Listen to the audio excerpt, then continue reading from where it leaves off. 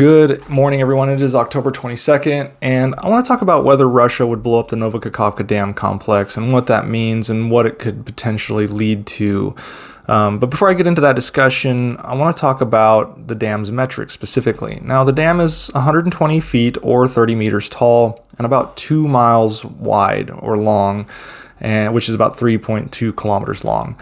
It holds 18 cubic kilometers of water back, which is about the size of the entire Great Salt Lake for those of you that are American. So there's significant destructive potential, and if it were destroyed, it would likely flood some 80 towns and the city of Kherson. So there is concern here. It's not an insignificant measure that would be taken, and Zelensky said it would be tantamount to a weapon of mass destruction because of the destructive potential of the flooding.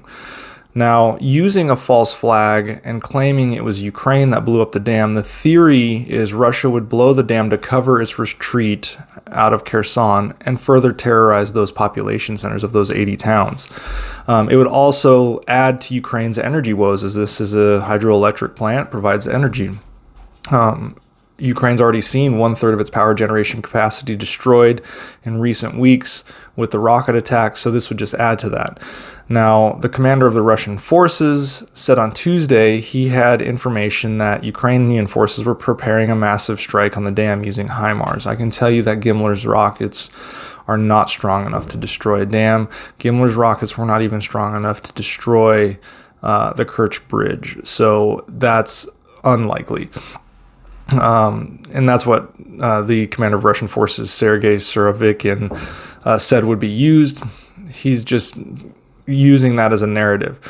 Now, Russia would likely use a false flag if they were to do this. Now, the reason Russia would need to blame Ukraine is because this is in that Russian sham annexed territory.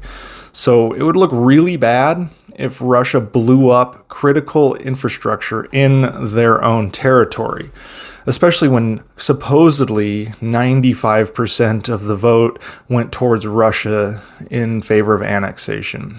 It didn't in reality, but that's what the narrative is. So it would run counter to the Russian narrative for them to blow it up.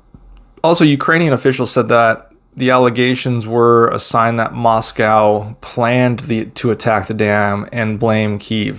They're setting conditions by saying Ukraine will attack this dam. So if there is an explosion, they've already can come out and say, "See, we told you." Now, Ukrainian President Zelensky said that Russia had mined the dam and was preparing to blow it up, a step that he compared to using a weapon of mass destruction, as I said before. Now, Zelensky told the Europeans across the board today during meetings of the European Council that it would be the next terrorist attack in his assessment, and destroying the dam would be a large-scale disaster.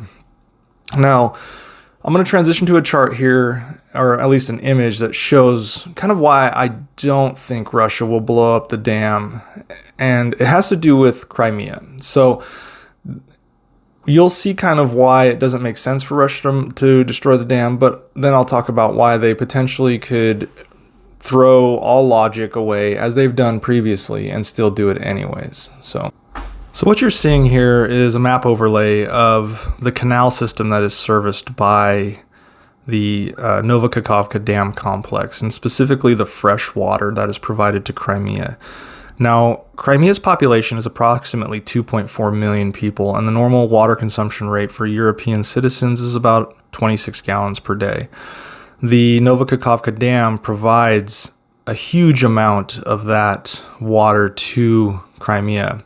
At 100 liters per day, which is about 26 gallons, 200 million liters from Kakhovha get pushed into Crimea, providing the vast majority of Crimea's daily water needs, whether it's for cooking, drinking, for bathing, etc.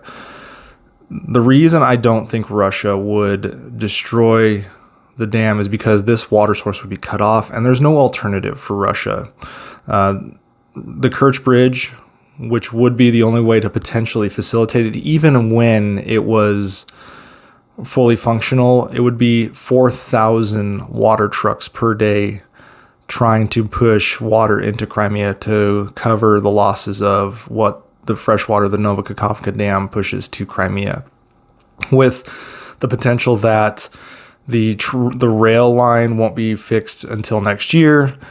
It's also unlikely that they can get water. So really, there's no way to get water into Crimea outside of outside of this specific canal system fed by the Kakhovha Dam.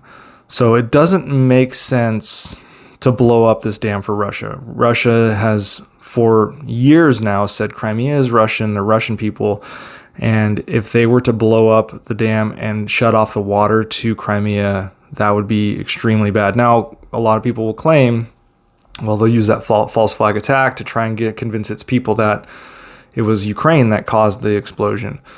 Well, that's pretty easy to see through. And then also it leads to, well, the Russians can't protect us from Ukraine, so they've lost faith there. So either way, it's a lose-lose situation. The only other alternative, though, is that Russia could be assessing that it cannot hold the Crimean Peninsula and would want to cause such devastation to slow a Ukrainian attack into Russian-occupied Crimea that they would blow the dam and cause as much ruin as they can, like a temper tantrum throwing child, which they've done that before. As they retreat, they try to destroy, kill, and maim as much as they can, and that would be the only alternative reason I could see Russia doing this. But for their claims of legitimacy, it doesn't make sense for Russia to blow up this dam complex.